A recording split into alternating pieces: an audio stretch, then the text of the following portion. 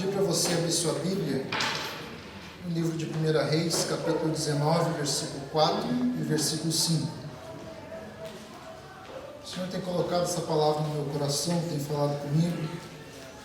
Na verdade, na outra vez que eu preguei aqui, no último domingo que eu preguei aqui, eu já tinha essa palavra no coração, mas acabei não falando dela. E o Senhor voltou a falar comigo através dela e a avivar ela no meu coração, e eu quero repartir com vocês esta noite. 1 Reis, capítulo 19, versículo 4 e o versículo 5.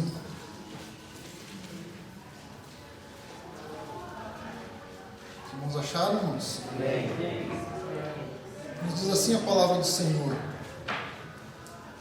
E ele se foi ao deserto, caminho de um dia, e veio, e assentou-se debaixo de um zimbro, e pediu em seu ânimo a morte, e disse: Já basta, ó Senhor, toma agora a minha vida, pois não sou melhor do que meus pais. E deitou-se e dormiu debaixo de um zimbro. E eis que então um anjo o tocou e lhe disse: Levanta-te e come. Podem tomar seus assentos, irmãos?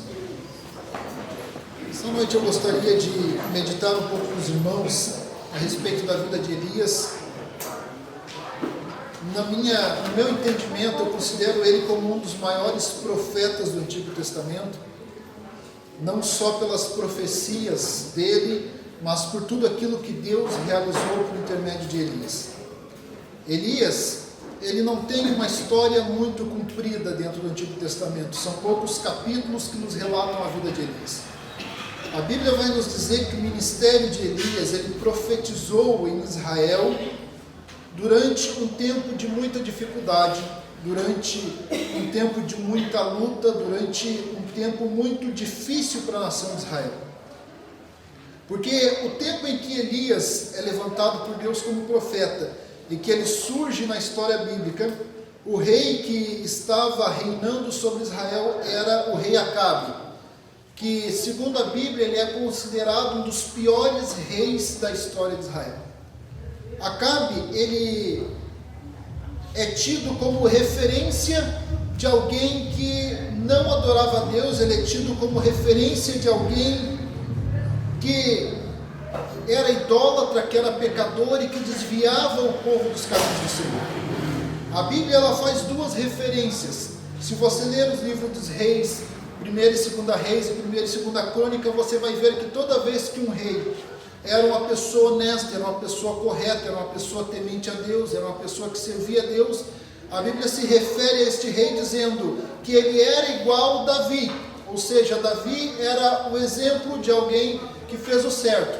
Agora, quando um rei fazia tudo errado, a Bíblia vai dizer que este rei era semelhante a Acabe, ou seja, Acabe era um parâmetro de alguém que tinha feito tudo errado diante do Senhor.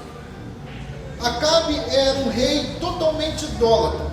A Bíblia vai nos dizer que ele começa a reinar e ele casa com uma mulher que também era muito idólatra, Jezebel, e a Bíblia vai nos dizer que eles derrubam os altares do Senhor. A Bíblia vai nos dizer que eles interrompem o culto que era feito ao Senhor.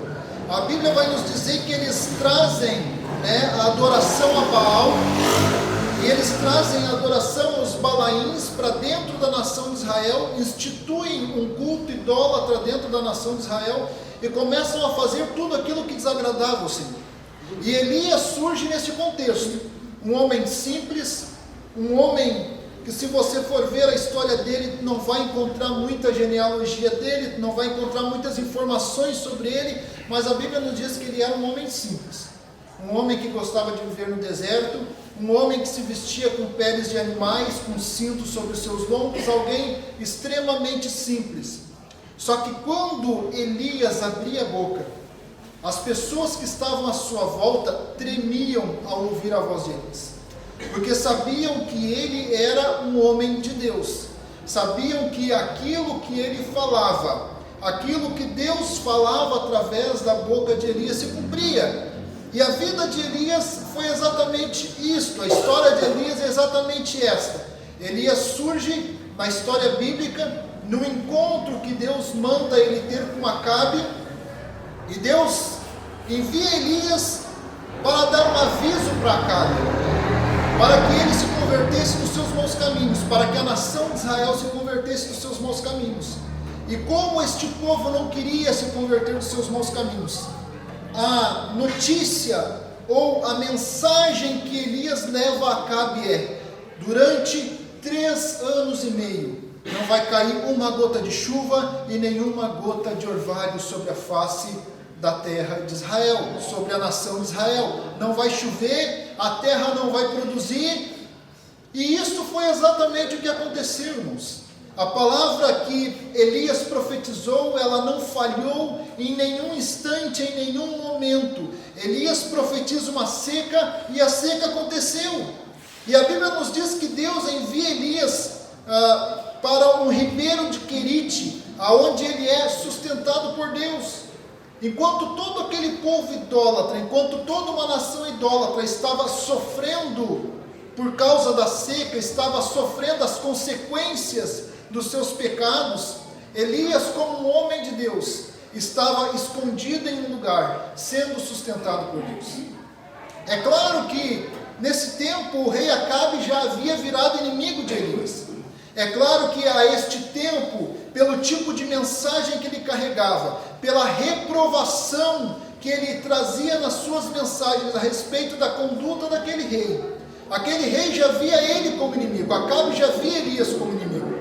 Tanto é que quando Acabe se encontra com Elias alguns anos depois, a palavra de Acabe para Elias é: você já veio para Israel, ó perturbador do povo. Então, aquele rei, ele já queria o mal de Elias há muito tempo. E é por isso que Elias, ele acaba se escondendo. Deus acaba levando ele para outro lugar. E lá no ribeiro de Querite, Deus sustentou Elias, até o momento que faltou água naquele ribeiro. E quando falta água naquele ribeiro, Deus envia Elias para a cidade de Sarepta, para ser sustentado por uma viúva. E mais uma vez a mão de Deus estava com Elias. Não só, aleluias, em tudo que ele falava, mas em todas as ações dele também. Porque é claro, nós vimos na história de Elias que ele era alguém que obedecia a Deus em tudo. Ele era alguém que em nenhum momento duvidava da palavra do Senhor. Irmãos, quando Elias chega na cidade de Sarepta, para ser sustentado por uma viúva, conforme a palavra que Deus havia dado para ele, quando ele chega nessa cidade, ele não encontra uma mulher rica, ele não encontra uma mulher abastada, ele não encontra uma mulher que tinha herdado uma grande fortuna, mas ele encontra uma mulher com seu filho que estavam catando gravetos para fazer um bolo com o resto que tinha de farinha e azeite, comerem e morrerem, porque eles não tinham mais nada para comer. Ou seja, quando Deus envia Elias para aquele lugar, não era apenas para Elias se sustentar, não era apenas para Elias comer da comida que aquela mulher iria dar, mas também era para Elias servir como profeta de Deus, trazendo provisão para aquela casa. Aleluia. E é exatamente isso que a Bíblia nos fala, que aquela mulher e o seu filho, durante mais ou menos 3 anos, estiveram junto com Elias, ou Elias esteve junto com eles. E a Bíblia nos diz que a farinha não se acabou e o azeite não cessou, enquanto durou a seca sobre aquele lugar, enquanto durou a seca sobre aquele território. Não faltou azeite e não faltou farinha, porque ali estava um homem de Deus, ali estava um profeta de Deus, ali estava alguém que obedecia à voz do Senhor, ali estava alguém que era temente ao nome do Senhor. Aleluia. Porque o que faz uma grande diferença na vida de qualquer ser humano é o fato da pessoa ter o temor de Deus no seu coração e obedecer à voz do Senhor em todos os momentos. Elias tinha tudo para se orgulhar da maneira que ele estava sendo usado por Deus, porque não é qualquer ser humano que se levanta em profecia e diz: não vai chover durante 3 anos e meio, e exatamente a partir daquele momento cessa a chuva. Eu acredito que se Elias naquele tempo caminhasse no meio do território de Israel, qualquer lugar que ele chegasse, provavelmente as pessoas até iriam fugir de medo do que ele pudesse falar. Ele era um homem de Deus, reconhecido como um homem de Deus. A Bíblia também vai nos dizer que enquanto ele estava nessa cidade de Sarepta, o filho desta viúva veio a adoecer e veio a morrer. E mais uma vez, é uma tragédia sobre a vida desta mulher. Mas esta mulher agora conhecia um homem de Deus. Esta mulher agora tinha contato com alguém que servia ao Senhor. E a Bíblia nos diz que ela corre para Elias, ela busca socorro em Elias. E Elias vai lá, ora pelo menino, e Deus ressuscita aquele menino. O menino que estava morto volta à vida. Porque mais uma vez, aonde tem uma pessoa que é responsável, alguém que tem uma aliança com Deus, alguém que tem uma vida de responsabilidade com Deus, que se responsabiliza com a obra de Deus, com o querer de Deus, com a vontade de Deus, irmãos, as coisas acontecem de uma maneira diferente aonde ela está. E assim era com Elias. Orou pelo filho daquela viúva, e a Bíblia nos diz que o menino ressuscitou. Passados 3 anos e meio que não chovia, conforme a palavra que Deus havia dado para Elias, Deus envia Elias de volta para a nação de Israel. E quando Elias chega de volta à nação de Israel, Elias se encontra com Acabe, aquele que era o seu arqui-inimigo, aquele que queria lhe ver morto, aquele que queria se livrar de Elias. Agora Elias chama Acabe e diz: olha, eu tenho um desafio para te fazer. Vamos nos reunir lá no Monte Carmelo. Eu vou para lá invocar o Senhor, e tu leva os teus profetas de Baal para invocar Baal. E aquele Deus que responder com fogo, este seja o Deus de Israel. Hoje vamos escolher, hoje vamos provar para a nação inteira quem verdadeiramente é Deus, se é o Senhor ou se é Baal. E aquele Deus que responder com fogo, este será o Deus de Israel. E é claro que Acabe, sendo um homem idólatra, ele não pensou 2 vezes e ele aceitou a proposta. Porque afinal de contas, Elias era um homem apenas. Os profetas de Baal eram 450 homens.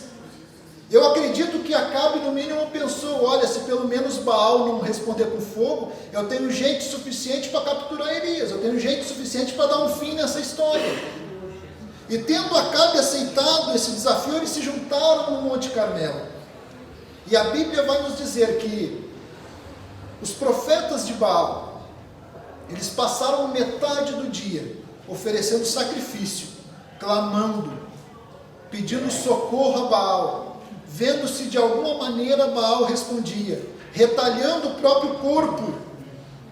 De alguma maneira eles gritavam, eles clamavam a Baal, mas nada aconteceu. E depois da metade do dia daquele espetáculo horroroso que estava acontecendo ali, a Bíblia nos diz que Elias coloca um ponto final naquilo ali e diz: olha, a partir de agora é comigo. E a Bíblia nos diz que Elias, ele arruma um altar, ele coloca lenha sobre o altar, ele coloca o sacrifício sobre a lenha, e ele ainda pede que tragam baldes da água e derramem sobre o sacrifício, que encharquem o sacrifício com água, que façam um valo ao redor do altar e que encham aquele valo com água. Irmãos, Elias, ele passou mais tempo consertando o altar e arrumando o sacrifício do que orando.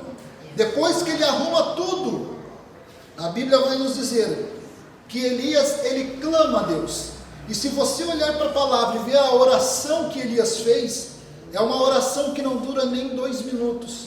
Só que neste tempo em que Elias ora e que Elias clama a Deus, a Bíblia nos diz que desce fogo do céu. E aquele altar que estava encharcado, aquele sacrifício que estava encharcado, aquela lenha que estava encharcada, ela é completamente queimada. E se você ler o texto bíblico bem a fundo, você vai ver que o texto bíblico diz que o fogo desceu do céu, queimou, consumiu aquela oferta, consumiu a lenha, consumiu até mesmo o altar, sumiu tudo de tanto fogo que Deus mandou do céu. E perante aquela manifestação de Deus através da vida de Elias, a Bíblia vai nos dizer que o povo de Israel reconheceu que só o Senhor é Deus. Aleluia. Irmãos, eu estou, claro que fazendo um apanhado bem superficial sobre a vida deles. Dentro disso que eu falei, teria muito mais detalhes. Mas a Bíblia nos diz que depois que tudo isso aconteceu, este homem tão usado por Deus, ele ora e Deus torna a mandar chuva sobre a nação de Israel. Ele aproveita a ocasião e mata os 450 profetas de Baal. E quando ele desce do Monte Carmelo, e quando eles chegam na cidade de Jezreel novamente, e Acabe conta para Jezabel tudo aquilo que tinha acontecido.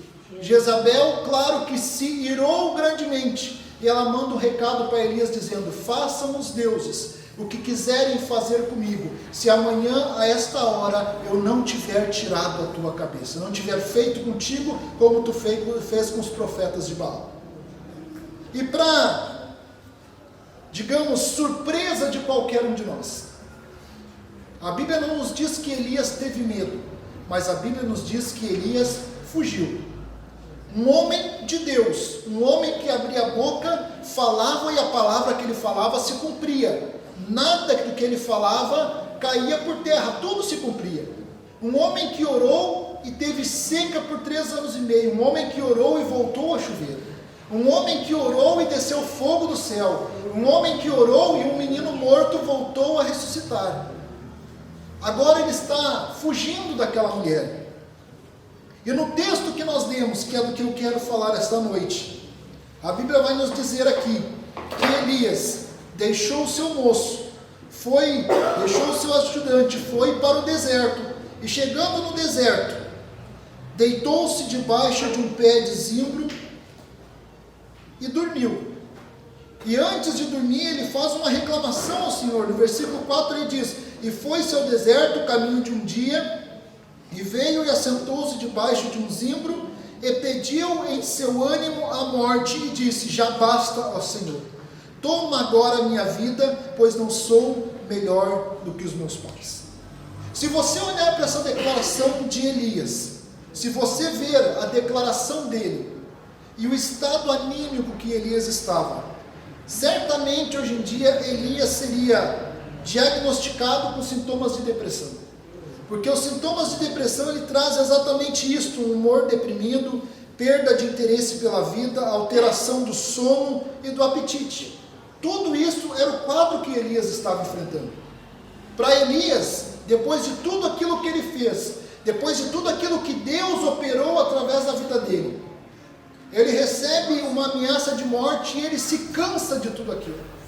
Ele se cansa de toda aquela luta, ele se cansa de toda aquela batalha, e ele vai para um deserto, onde ele mostra um desinteresse pela vida, onde ele diz: olha, eu não sou melhor do que os meus pais, eu não sou melhor do que a geração anterior, para mim chega a vida, para mim não tem mais sentido, e ele pede a morte. E a Bíblia vai nos dizer que ele se deitou e dormiu. Irmãos, muitas vezes, alguns anos atrás, dentro mesmo da igreja, era tida a ideia de que depressão era a doença de alguém que não buscava Deus, de que depressão era a doença de alguém que não orava, de alguém que não jejuava, de alguém que não lia a Bíblia. Mas o que a Bíblia está nos mostrando é que Elias é um dos maiores profetas que já pisou a face da terra. Elias é um dos maiores profetas do Antigo Testamento. Elias fez coisas extraordinárias, ou Deus fez coisas extraordinárias através da vida de Elias. Só que chegou um momento que Elias cansou, chegou um momento que Elias estava exausto, chegou um momento que ele não aguentava mais. E eu gosto de um texto de Tiago, que Tiago, quando, em sua carta, quando ele vai falar sobre oração, ele faz uma citação sobre Elias e ele diz: Elias era homem sujeito às mesmas paixões que nós.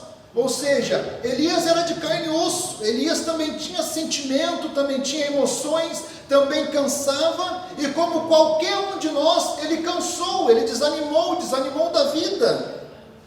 E segundo os dados da OMS, Organização Mundial da Saúde, eles calculam que 350 milhões de pessoas no mundo hoje têm o diagnóstico de depressão.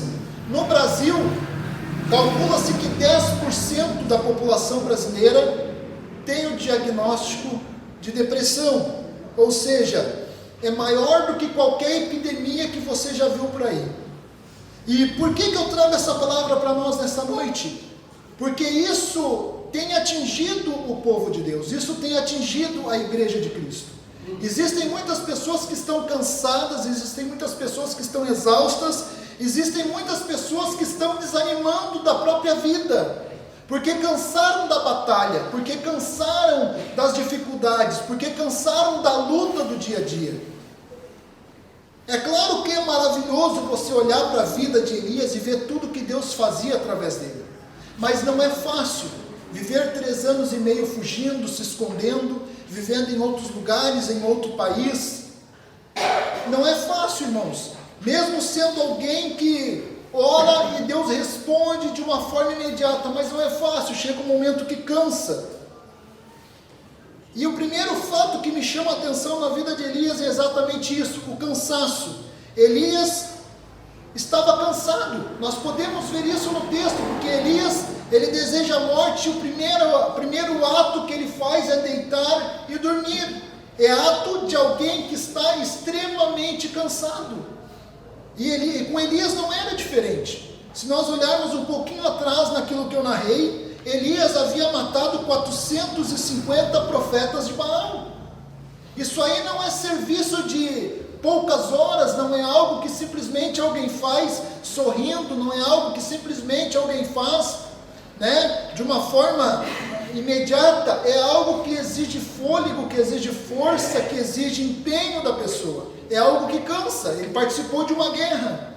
Logo após participar desta guerra contra os profetas de Baal, a Bíblia nos diz que ele manda uma mensagem para Acabe dizendo: olha, aparelha o teu carro, coloca os teus cavalos e foge, porque a chuva está vindo, senão a chuva vai te pegar no caminho.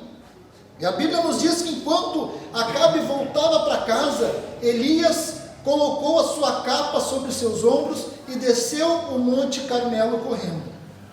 Para vocês terem ideia, do Monte Carmelo até a cidade de Jezreel, aonde Acabe foi, é uma distância entre 35 e 43 quilômetros.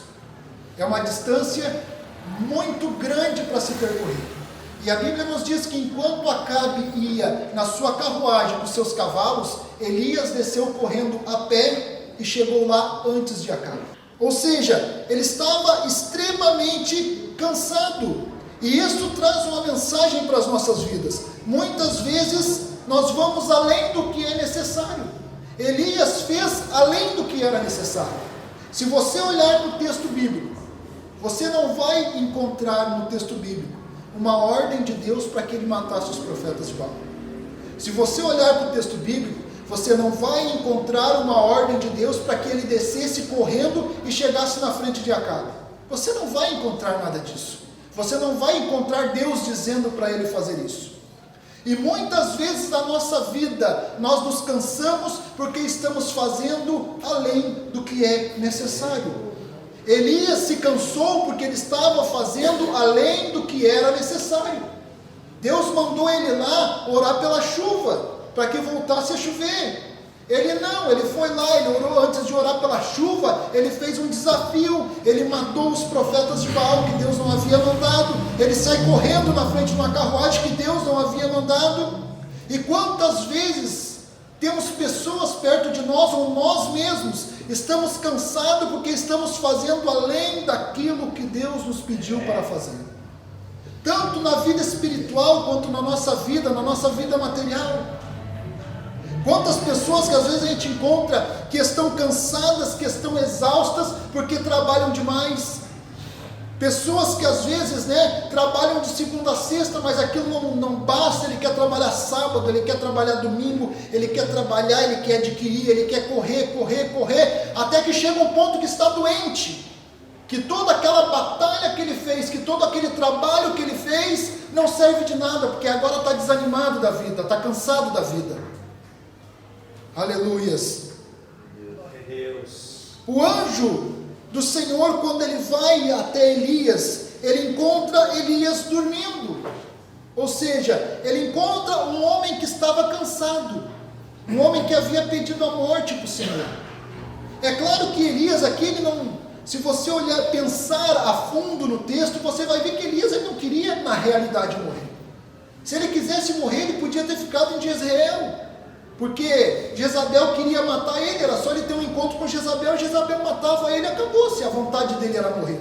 Mas na verdade não era um desejo de morte, mas simplesmente a fala de um homem que estava cansado, que não aguentava mais a canseira, que havia feito coisas demais, que havia passado do limite e estava numa exaustão, precisando descansar. E se você olhar para o texto, você vai ver que Deus ele não vem de imediato ao encontro de Elias, não, porque Elias ele deita e vai dormir, e Deus deixa ele dormir durante o tempo. Não é de imediato que o anjo desce do céu e toca ali no ombro de Elias e diz: ó Elias, acorda, come e bebe. Não, Deus deu um tempo para ele dormir, Deus deu um tempo para ele descansar, porque o descanso é necessário. Repito para os irmãos, muitas vezes estamos cansados porque fizemos além do que é necessário. E se você olhar para a Bíblia Sagrada, você vai ver vários textos bíblicos que nos falam de homens de Deus que cansaram. O próprio apóstolo Paulo, servo do Senhor, missionário de Deus, que fundou tantas e tantas igrejas, evangelizou em tantos países. Deus usou ele de uma forma tão maravilhosa. Só que quando Paulo ele escreve uma carta a Coríntios, a segunda carta de Coríntios, no capítulo 1, no versículo 8, ele vai dizer que as tribulações que sobreveio sobre eles na Ásia era maior do que eles podiam suportar. E ele encerra o versículo dizendo que até mesmo da vida nos desesperamos. Ou seja, a semelhança do que aconteceu com Elias também aconteceu com Paulo. Só que Paulo diz que chegou um momento que as tribulações eram tão grandes, que as lutas eram tantas, que as dificuldades eram tantas, que Paulo, ele chega um momento que ele fica desesperado até da vida, que ele se desespera, que ele se desanima da vida. Porque, irmãos, isso acontece conosco. Qualquer um de vocês que estão aqui, provavelmente isso já aconteceu na vida de vocês. Chega um momento que você cansa das lutas, cansa das batalhas, cansa das dificuldades, cansa das guerras, e você precisa tirar um tempo de descanso. E precisamos entender isso, que tudo que Deus nos pede tem um limite. Deus não nos pede além do limite que nós podemos suportar. Nós é que às vezes vamos além do limite que é pedido por Deus. E foi isso que aconteceu com Elias. O segundo fato que me chama a atenção, que além do cansaço, Elias estava frustrado. Elias estava frustrado com a nação de Israel. E isto é completamente normal. Um homem que fazia fogo descer do céu orando, um homem que fazia parar de chover ou voltar a chover quando ele orasse, um homem que fazia coisas tão extraordinárias usado por Deus, ele se frustrou, porque dentro dele, de repente ele imaginava que, olha, eu vou fazer um sacrifício, vou desafiar os profetas de Baal, Deus vai descer fogo do céu, vai queimar o holocausto, a nação inteira vai se converter, vai se voltar ao Senhor e vai expulsar esses reis daí, vai expulsar esse meu inimigo daí. Só que não é isso que aconteceu. Elias, ele está frustrado com a falta de conversão do povo, porque o povo de Israel até reconheceu que o Senhor era Deus, mas em nenhum momento eles se convertem, em nenhum momento eles pedem perdão dos seus pecados, em nenhum momento há qualquer tipo de ação de um povo que está buscando se remir dos seus pecados e se converter verdadeiramente a Deus, porque reconhecer que o Senhor é Deus é uma coisa, reconhecer que o Senhor é Deus, até os ateus estão reconhecendo. Agora, se converter ao Senhor é outra coisa bem diferente. E Elias tinha esta expectativa de que o povo de Israel se converteria ao Senhor. Mas mesmo com tudo aquilo que Deus realizou através das mãos dele, o povo de Israel não se converteu ao Senhor. E isso trouxe frustrações severas sobre Elias. Se você ler o texto da Bíblia Sagrada, do que ele fala para Deus depois, lá no versículo 10, Elias vai dizer: eu tenho sido muito zeloso pelo Senhor, Deus dos exércitos, porque os filhos de Israel deixaram o teu concerto, derribaram os teus altares, mataram os teus profetas à espada, e eu fiquei só e buscam tirarem a minha vida. Ou seja, ele demonstra claramente que ele estava frustrado com o povo de Israel. Ele esperava que o povo se convertesse, mas o povo não se converteu. E quantas vezes, irmãos, nós encontramos pessoas que estão, de repente, passando por quadros de tristezas ou quadros de depressão exatamente por isso, porque estão enfrentando momentos de frustrações. Frustração no trabalho, frustração no ministério, frustração na família. Quantas pessoas frustradas a gente encontra hoje em dia? Pessoas que às vezes passaram a vida inteira trabalhando dentro de uma empresa. E de repente ele chega para você e fala: olha, eu estou entristecido, eu estou cansado, porque eu trabalho lá há 20 anos, eu trabalho lá há 30 anos, ninguém me reconhece. Eu estou hoje lá na mesma posição que eu estava há 30 anos atrás, estava há 20 anos atrás. Quantas pessoas que estão frustradas dentro do ministério, quantos pastores que buscam a Deus, que oram, que jejuam, que fazem toda a sua parte, que de repente dentro do seu coração alimentam uma, digamos assim, uma esperança de ter uma igreja cheia, de ter uma igreja matura espiritual, e muitas das vezes acabam se frustrando, porque mesmo eles fazendo toda a parte deles e buscando a Deus, nada disso acontece. Quantas pessoas frustradas na família, quantos pais frustrados com as decisões e com as escolhas que os filhos tomaram na vida, ou quantos filhos frustrados com o tratamento que recebiam dos pais. E isso é real, isso acontece nas nossas vidas. Se isso aconteceu com Elias, que era um homem tão usado por Deus, o que dirá com nós? Também enfrentamos muitas vezes momentos de frustrações. Outro personagem bíblico que passou por momentos de frustrações foi o profeta Jonas.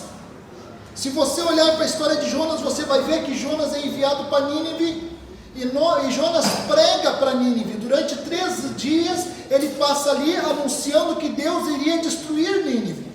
Se você olhar para o texto e para a mensagem que Jonas pregava, em nenhum momento Jonas disse: arrependam-se. Não, Jonas passa 3 dias dizendo: olha, Deus vai destruir vocês por causa do pecado de vocês. E a Bíblia nos diz que depois que Jonas termina de pregar, ele vai para um lugar e ele se assenta, esperando ver a destruição de Deus sobre a cidade de Nínive. Mas a destruição não acontece. E quando Jonas fala com Deus, ele mostra o tamanho da frustração que estava dentro do coração dele. Porque ele tinha uma expectativa e essa expectativa não aconteceu. Essa expectativa não se realizou e agora ele estava frustrado. Quantas vezes nós nos frustramos com nós mesmos, irmãos? Com decisões que tomamos na vida. Porque a frustração, ela sempre está ligada ao passado. Uma pessoa que é frustrada, ela sempre está lembrando algo do passado, uma decisão que ela tomou, algo que ela fez, algo que era para ela fazer e não fez. O próprio apóstolo Pedro, ele nos demonstra isso. Pedro, antes de Jesus ser preso, ele estava dizendo para Jesus: olha, eu vou contigo até a morte se for necessário. Eu morro por ti, não tem problema. Não tenho medo nenhum de morrer por ti. Agora Jesus preso, Jesus lá sendo interrogado, as pessoas perguntavam para ele: tu é o Pedro, aquele, o discípulo de Jesus? Não, não sou, eu não conheço ele. Os evangelhos vão nos dizer que Pedro nega Jesus por 3 vezes. Na terceira vez, a Bíblia nos diz, um dos evangelhos nos dizem que na terceira vez que ele nega Jesus, lá de onde Jesus estava, Jesus olha para Pedro. E quando Pedro vê o rosto do Senhor, a Bíblia nos diz que ele foi para casa chorando amargamente. O que é isso? Frustrado com ele mesmo. Frustrado de uma decisão que ele tomou e que ele não queria tomar. Frustrado com o resultado de algo que ele fez e que ele não queria ter feito. E hoje em dia, quantas pessoas frustradas nós encontramos? Quantas pessoas frustradas existem no meio da igreja? Quantas e quantas vezes nós estamos frustrados? Frustrados com a vida, frustrados com os acontecimentos, frustrados com tantas coisas. Elias ainda demonstra um momento de lamentação. Toda pessoa que ela está em algum quadro depressivo, algum quadro de uma tristeza, algo mais grave, ele passa por esses momentos de lamentação, que ele lamenta o ocorrido. E isso também aconteceu com Elias. É claro que Deus agiu na vida de Elias. Elias sai do lugar em que ele estava, do deserto que ele estava, e a Bíblia nos diz que com aquele alimento que o anjo do Senhor deu para ele, ele caminhou 40 dias e 40 noites, e foi para o monte do Senhor e se escondeu numa caverna. Só que quando ele chega lá dentro da caverna, quem estava esperando ele era o próprio Deus. Quando Deus fala com Elias, Deus não fala assim para Elias: Elias, o que tu está fazendo aí na caverna? Não. Deus fala com Elias e diz: Elias, o que tu estás fazendo aqui? Ou seja, Deus já esperava por Elias na caverna. E quando Elias chega lá e encontra Deus, Elias começa exatamente a se lamentar, e é o versículo que nós lemos, o versículo 10. Elias diz: olha, eu tenho sido zeloso pelo Senhor, eu tenho feito tudo certo, eu tenho feito tudo correto, tudo que o Senhor me pediu. Agora os filhos de Israel, eles deixaram o teu conserto, eles derrubaram os teus altares, eles mataram os teus profetas. E quantas vezes, irmãos, nós nos lamentamos por algo que aconteceu errado nas nossas vidas? Quantas vezes nos lamentamos por algo que nós tínhamos a expectativa de que iria acontecer e não acontece? Quantas mães ou quantos pais estão chorando e dizendo: olha, eu criei meu filho nos caminhos do Senhor, eu fiz tudo certinho, mas agora ele não quer saber de Deus, ele não quer nada com Deus, escolheu caminhos errados. Quantas pessoas estão frustradas porque fizeram tudo certo, serviram a Deus, foram fiéis a Deus, fizeram tudo o que Deus pedia que eles fizessem, mas aquilo que eles esperavam que acontecesse não aconteceu. Quantas pessoas lamentando por orações não atendidas? Quantas pessoas muitas vezes estão lamentando e dizendo: mas eu oro tanto, há tantos anos, eu oro tanto e peço para o Senhor tanto que isso aconteça, mas até o dia de hoje não aconteceu. E muitas das vezes as pessoas estão se lamentando, as pessoas estão entristecidas, as pessoas estão frustradas. Mas para concluirmos, irmãos, é preciso buscar um propósito de Deus, porque quando Deus encontra Elias e escuta toda a lamentação de Elias, o que Deus faz com Elias é exatamente isso, que está no versículo 15 e no versículo 16, que Deus diz para Elias: olha, o Senhor lhe disse: vai, volta pelo teu caminho para o deserto de Damasco, vem, unge a Azael, rei sobre a Síria, também a Jeú, filho de Nimsi, ungirás rei de Israel, e também Eliseu, tu irás ungir como profeta no teu lugar. Ou seja, Deus não deixou Elias vivendo na lamentação, na tristeza, não deixou Elias vivendo no isolamento que ele estava se colocando, não. Deus pega Elias, Deus deixa Elias descansar, Deus dá alimento para Elias, e Deus coloca um novo propósito na vida de Elias. Por quê? Porque Deus estava cuidando de Elias nesse processo. E a mensagem que eu trago para vocês nesta noite é que muitas das vezes nós podemos passar por esse tipo de processo, por esse tipo de dificuldade, momentos em que estamos cansados de lutar, momentos em que estamos frustrados com os acontecimentos, momentos em que estamos lamentando o caminho que tomamos, mas em todo este processo Deus, Ele cuida de nós. Assim como Deus ele cuidou de Elias, Ele cuida de nós. Assim como Deus alimentou Elias, Ele nos alimenta com a sua palavra todos os dias.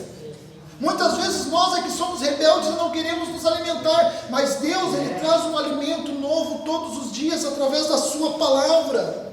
Deus ele tirou Elias do lugar de isolamento, e Deus ele nos tira, Ele não nos deixa no lugar de isolamento. Mesmo que muitas vezes a gente queira se isolar, mas Deus sempre providencia alguém para nos trazer uma palavra, para nos trazer uma palavra de conforto, para nos trazer uma palavra de carinho, para vir com atenção para as nossas tristezas, para as nossas dificuldades. Deus ouviu o que Elias tinha a dizer. E isso é muito importante para quem está enfrentando um quadro de tristeza, um quadro de depressão. Ter alguém para quem falar, ter alguém para quem se lamentar, ter alguém com quem conversar. A pessoa que Elias encontrou para conversar foi o próprio Deus dentro daquela caverna. Chegou lá, Deus estava esperando por ele, dizendo: o que houve, Elias? O que aconteceu?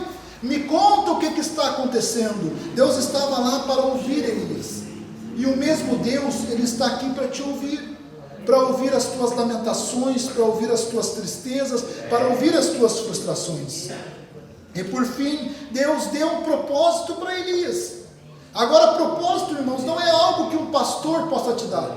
Propósito não é algo que um psicólogo possa te dar. Propósito não é algo que alguém da tua família possa te dar. Propósito de vida tu só vai encontrar em Deus, porque a única pessoa, o único ser que pode te dar um propósito de vida é o próprio Deus. Aleluia. Eu te convido a se colocar de pé nessa noite. Aleluia.